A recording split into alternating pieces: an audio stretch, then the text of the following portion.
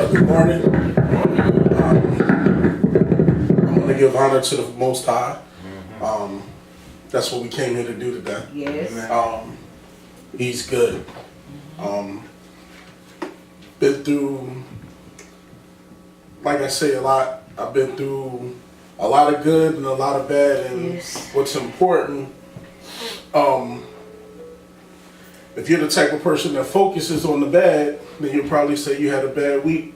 Yeah. But God is always present. Yes, amen. And if you focus on the good, if you just think about every day as a new mercy, another day that we have that we don't deserve, how can we ever say that we had a bad day? True. You know, want to give honor to the pastor,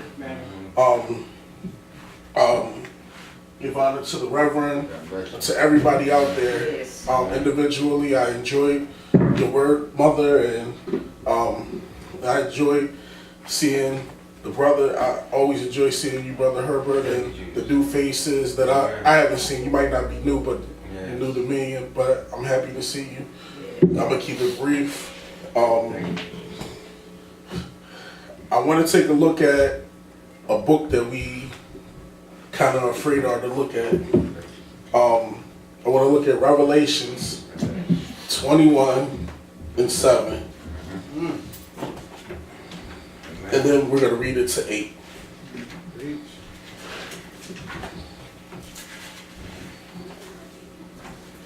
One thing I love about the last page of the Bible is it's God's period. Amen. You know, Go ahead. like God had a lot to say, not compared to some authors, but God wrote this whole book. And then when you get to the last couple of chapters, it's his period. It's his finish. And you know, through Genesis, through Malachi, God has a lot of stuff that he's teaching us. And it's a lot of life and death and a lot of sacrifice and a lot of love and a lot of prophecy, and it's a lot. And then you get to the New Testament, and thank God, the bread of life, the lamb that was slain, we get to that part, the part that everybody in the Old Testament was waiting for. They all was sitting there waiting for the glory that when we get to the New Testament, it came. And we don't know whether it's 3 or not, but the Magi had the right idea. They said, we don't care where we are, but a king is born unto us this day. Yeah.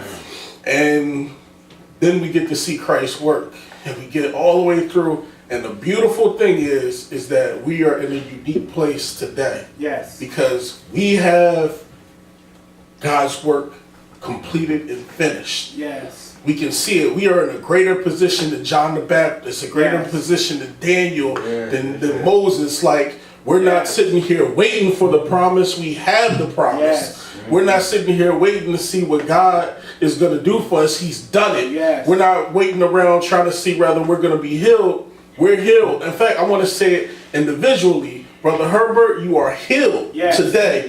Madam, I don't know what your name is, but today you are healed. Yes, it is done. The job is done. That's right. Mother, everything that God has for you is yours. Yes. All you have to do is reach out and grab it. And some, I'm sure, Mother, you have grabbed, but God has more. And brother in the back, everything that God, you hold on to God's hand. Yes.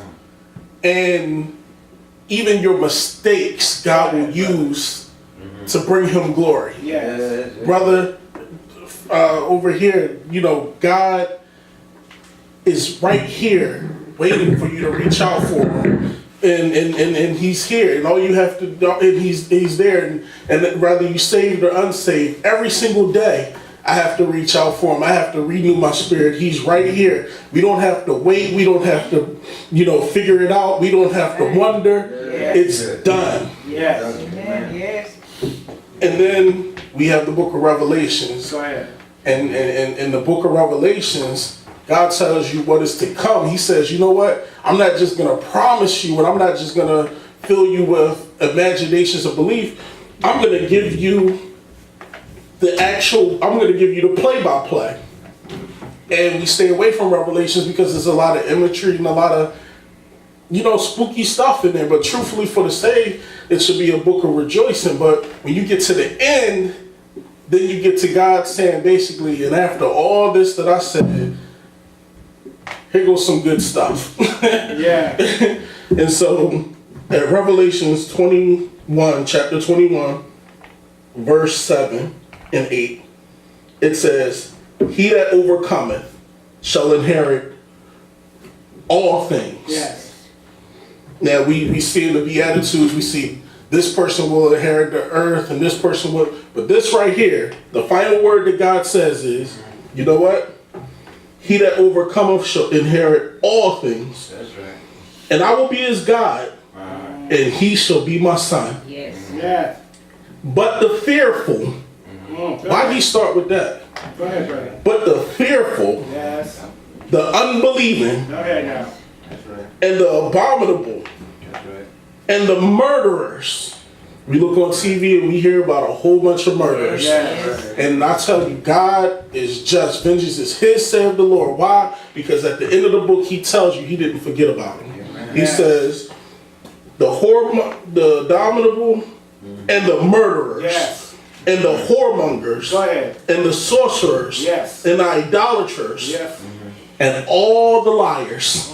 He didn't even forget about them. Amen. He said, shall have their part in the lake, which burneth with fire and brimstone, which is the second death. Go ahead. And guess what? I want to thank God, and I'm going to believe that every one of us has freedom from the second death. Yes. Every one of us fits in the category of the first one. Yes. We, and I'm going to say this as I prepare to leave, every single one of us, we that overcometh shall inherit all things. Yes. And we shall get the greatest gift of all, which is, and he, God, and he will be our God. That's right. Hallelujah.